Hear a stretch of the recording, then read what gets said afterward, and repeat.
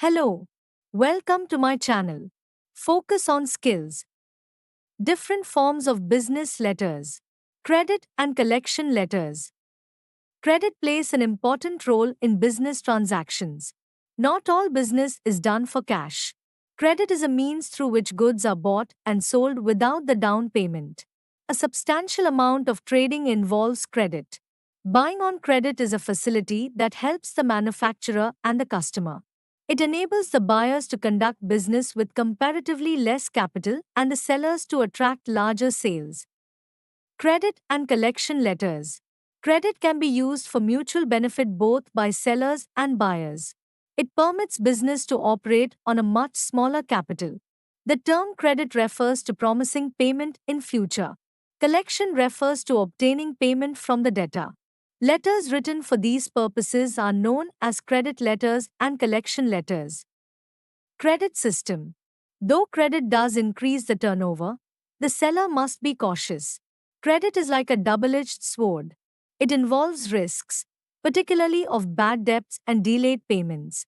A sound credit policy, careful selection of credit customers, and prompt collection are essential to successful function of credit system. Credit policy.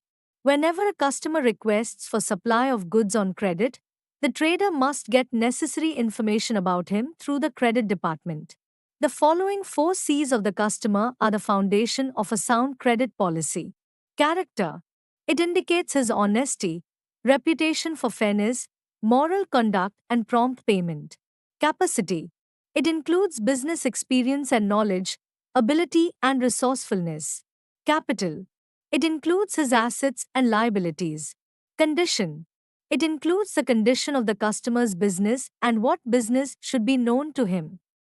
Relevant information about the customer can be obtained from the following sources. Internal sources. The value of the past orders placed by the customer. The salesman's report about the customer. From the customer. Personal interview with the customer. Financial statements submitted by the customer. External sources. Trade references given by the customer. Bank references submitted by him. Information from other associations and agencies. The credit references asked for should be furnished in a polite manner, even if the customer thinks them unnecessary. The credit applicant should supply information about his employer, salary, status, and banks where he has an account, or from whom he has obtained loans. In the case of commercial credit, the firm should supply information about its financial standing. A seller offers credit only after getting an assurance from the buyer of payment within the specified period. Hints for drafting letters for trade and bank references. Express your pleasure at the request for credit and thank the party for the order. Explain why you need the information. Make a request for specific information like bank references, financial statements, or personal interview. Assure that the information will be kept confidential. Write something to build up goodwill. Tell the customer that it will be in his own interest to send promptly the required information, complete in all details, for it will enable you immediately to open his account and dispatch the goods to him. Making status enquiries. After receiving references, the trader should request the referees to provide the necessary information about the credit status of the customer. They should assure them that all information will be treated strictly confidential. It is always desirable to enclose a stamped envelope for the reply. It is a recognized custom among traders to regard it as a duty to answer status enquiries. The reply should be frank and specific. Just furnish the information asked for and leave it to the inquirer to decide for himself. Granting credit. When credit is granted, it opens the doors for regular orders from the customer. An endeavor should be made to earn the goodwill of the customer for the firm and its products. It is also important to state clearly the terms of payment so that there may be no subsequent misunderstanding. Refusing credit. When information supplied by the references does not warrant any possibility of accepting his application for credit, it is but natural for the trader to refuse credit. But denying credit in a curt manner is against business etiquette. Every effort should be made to convince him that it is in his interest that the credit is not being granted and he should better send a check for the order. The applicant must be assured of service in some other form. Some tact is required to write unfavorable replies. Caution must be exercised in making statements about the financial standing of the credit applicant in question. Collection letters. Prompt collection of money is essential. So many organizations have evolved an effective collection procedure.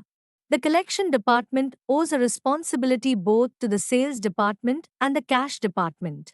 Credit locks up working capital in open accounts. The collection department is entrusted with the job of maintaining accounts of credit customers. The collection department is entrusted with the job of preparing periodical statements of account to be sent to dealers and collecting the dues promptly. The purpose is to collect the amounts due and at the same time ensure that the business relationship with the customer is maintained. The aim is not to lose the customer. Customers are of different types and reasons for delay in payment can be quite varied. So, a collection letter must employ tact, persuasion, diplomacy, patience, and good humor. The customer is only to be reminded that his account is yet to be settled. The guidelines for drafting collection letters. The tone should be positive, cheerful, and optimistic. The style should be neither blunt and offensive nor unduly soft. Your attitude should be friendly but firm. Be courteous and tactful in dealing with the customer. Always assume that he is sincere and intends to pay. The contents and style of the collection letter should be determined with an eye on the customer's usual behavior and his circumstances. The you attitude should be used to convince the debtor that it is to his own advantage to pay. An informal and friendly approach helps to break the ice. The debtor finds it difficult to resist, and he is impelled to respond favorably to the letters. A wrong approach or haste may force the customer to stop trading with his firm and transfer his dealings to another famous firm. Collection letters are usually written in a series, each successive letter stronger in tone than its predecessor, and sent out at regular intervals. The actual collection correspondence starts from the stage of sending reminders, because sending statement of account is a duty of the creditor. The special correspondence starts when the amount due is unpaid even after the usual period of credit has expired. For obtaining payment, a collection procedure should be followed. First, start by sending a regular monthly statement of account showing the amount due from him, just a notification to the customer of the value of his purchase. Follow it up by a routine reminder if the usual period of credit has expired. It may be assumed that the customer's failure to pay is due to forgetfulness or oversight. Therefore, he is only to be reminded that his account is yet to be settled. Enclose the statement of account again. Write a personal letter to the officer concerned after 15 days. Once again, refer to the time since it has been due. If there is no response within the specified period, talk to the person concerned on phone. Point out, if necessary, the terms of credit. After 15 days, send a mail. Draw the customer's attention to the reminders that have already been sent. After 7 days, as a last resort, write a letter giving notice for legal action. The intervals differ with the type of credit risk involved.